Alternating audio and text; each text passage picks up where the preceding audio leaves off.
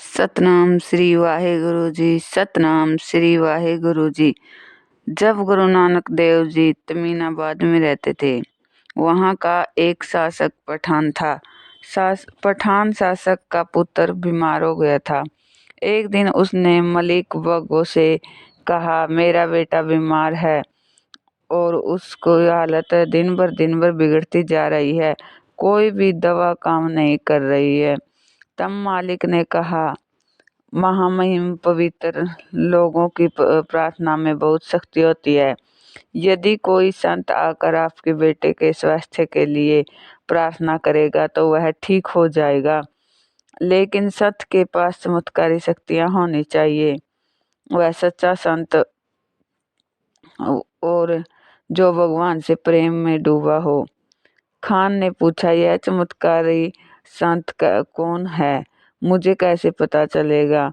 मलिक ने उत्तर दिया, सभी साधुओं को बुलाओ और उन्हें कैद में रखो और उनसे कहो कि तुम उन्हें तभी मुक्त करोगे जब तुम्हारा बेटा ठीक हो जाएगा। फिर जो भी सच्चा संत होगा वह चमत्कार करेगा। खान के लोग उन सभी साधुओं को जबर से ले आए जिनका नाम मलिक ने सुझाया था, और गुरु नानक चुक्कू उस क्षेत्र में थे, इसलिए उन्हें भी लाया गया। मलिक ने उनका नाम भी सुझाया था। खान के आदमियों द्वारा लाए गए सभी साधु एक साथ बैठे थे। जब भाई लालो यह सुना कि खान के आदमियों ने गुरु नानक को बंदी बना लिया, गुरु को कैद में देखकर वह रोने लगा और बोला, यह दुनिया पागलों से भरी है। जो पवित्र लोगों के दुश्मन और उन्हें कष्ट देते हैं, उन गुरु ने उसे सांत्वना दी। लालो, दुखी मत हो, भगवान का नाटक देखो। यह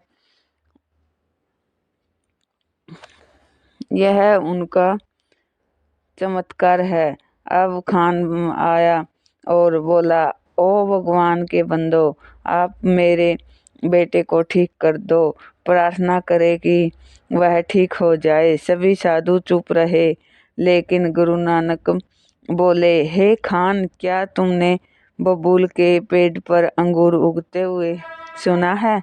खान ने उत्तर दिया, नहीं। तब गुरु ने पूछा, क्या बल कृपा ला सकता है? उनका मतलब था कि अपने साधुओं को बलपूर्वक लाया है और उन्हें कैद में रखा है और वे पीड़ित हैं।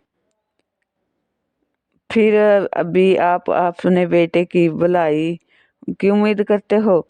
तुमने उन्हें कष्ट पहुंचाए हैं और पीड़ित मनों से कृपा कैसे आ सकती है?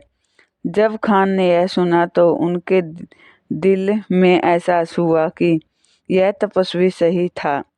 उसके बेटे के प्रति लगाव ने उसे गुमराह किया और वह विनम्र हो गया और उनसे विनती की, दयालु बनो, दया करो। साधु लोगों से कहा। गुरु ने कहा, खान, जो होगा होने दो, इसे भगवान पर छोड़ दो। खान अब विनम्र हो गए, मुझे माफ कर दो, लेकिन प्रार्थना करो कि मेरा बेटा ठीक हो जाए। गुरु नानक जी ने आम तौर पर वे चमत्कार नहीं करते थे। तब उसने सोचा कि यह मूर्ख खान साधुओं पर अत्याचार कर रहा है और उन्हें मुक्त कर देना चाहिए। उनमें से कुछ भगत थे और बिना किसी गलती से बंधुआई में थे। प्रभु की यह इच्छा है कि यदि प्रभु के किसी जन को कष्ट हो उसे शांति मिले। प्रभु दुखों को दूर करने में प्रसन्न होंगे, क्योंकि वह धर्म प्राणियों को लोगों से प्रेम करता है। गुरु नानक ने अपनी आंखें बंद कर ली। जब उन्होंने उन्हें खोला तो उन्होंने कहा, हे खान, आपके बेटे का स्वास्थ्य संतों की बची हुई रोटी में बहुत खान ने कहा, कुछ भी है हो, बस मेरा बेटा ठीक हो जाए कर दो। तब गुरु ने भाई लालो से कहा, लालो जाओ और अपने घर से रोटी ले आओ। भाई लालो अपने गया और रोटी लाया और वह खान के बेटे को खाने के लिए दी। जल्द ही खान का बेटा बिल्कुल ठीक हो गया। खान का यह देखकर आश्चर्यचकित रह गया कि गुरु के पास कितनी शक्ति थी। पास ही खड़ा मलिक बागो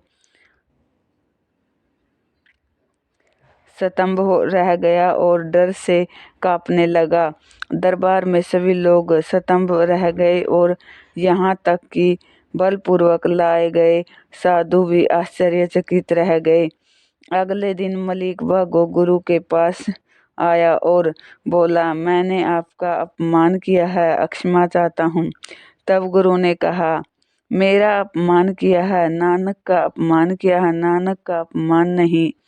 उस अपमान से डरो जो तुमने अपना और लोगों का किया है। उस अंधार से डरो जो तुम प्रभु के प्रति दिखा रहे हो। जानवर और पक्षियों को देखो, भोजन के लिए पूरे दिन घूमते फिरते रहते हैं।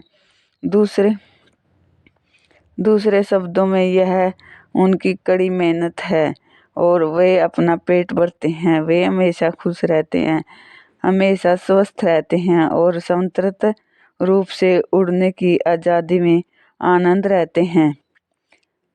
कड़ी मेहनत संतोष और ईमानदारी से जीने की कुंजी है। कड़ी मेहनत से शरीर स्वस्थ रहता है। प्रभु की राह पर कड़ी मेहनत खुशी देती है। लोगों का शोषण करने के और छल से कमाया गया धन फिर भी उस धन को जमा करके पर सांप की तरह बैठ जाना शरीर, मन और आत्मा की बीमारी को आमंत्रित करना है। देखिए, आप सही रास्ते से चूक गए। तुमने अपने भीतर का आत्म नष्ट कर दिया। तुमने अपने अंदर की आत्मा को मार डाला। अपनी अंतर आत्मा पर दया करो। अपने निर्जीव अंतर्मन को जगाओ। अपने भीतर प्रभु का नाम अंकुरण करे। प्रजा के प्रति क्रूर होने के कारण तुम्हारा मन मालिक हो गया। ऐसा मन रुग्ण एवं निर्जीव होता है। मलिक बागो को पश्चाताप हुआ। उसने कहा, परम पावन, मेरा मन हिल गया। आप जो कुछ भी कहते हैं वह मेरे लिए मधुर है, परंतु कृपा करो मुझे बताए कि मैं इस बुढ़ापे में और इस आलसी शरीर के लिए कैसे कर सकता हूँ। गुरु ने उत्तर दिया, सिंहासन पर बैठा राजा श्रम में सिर पर टोकरी रखने वाला मजदूर श्रमिक है। दुकान में सामान तोलने वाला दुकानदार श्रमिक है। यदि वह भगवान का सम्मान करता है और उसे डरता है, आपका अधिकार होना शर्म है। यदि आप ईमानदार हैं, रिश्वत नहीं लेते और क्रूर नहीं हैं, यदि ईमानदारी से किया जाए तो सभी व्यापार, व्यवसाय, सभी नौकरियां, काम, चाहे किसी को नौकरी दी गई हो या वह खुद का चुना हुआ काम हो, बेईमानी मेहनत पर पानी फेर देता है। एक मजदूर जिसके सिर पर एक टोकरी है, एक पंसारी जिसके पास तराजू है, एक अधिकारी, एक राजा जो तराजू रखता है, वे न्याय, संत का उपदेश, सब काम के यदि बिना किसी धोखे से किया जाए, यदि आप काम करते हैं, से मैं अपने दिल में भगवान को याद करते हैं, जो सब कुछ भगवान की कृपा बना दिया जाता है। दिन भर अपने जमीन पर पसीना बहाने वाले किसान ने कर चुकाने के बाद पैसा लेना, यह किसान को लूटने के समान है। फिर भी किसी व्यापारी को डरा धमका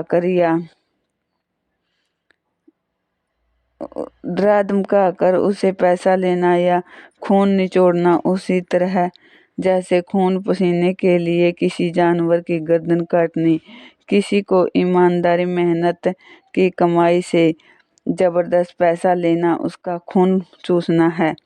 गुरु जी के वचन सुनकर भागो गुरु के चरणों में गिर गया। तभी खान आया और गुरु के चरणों में गिरकर क्षमा मांगी।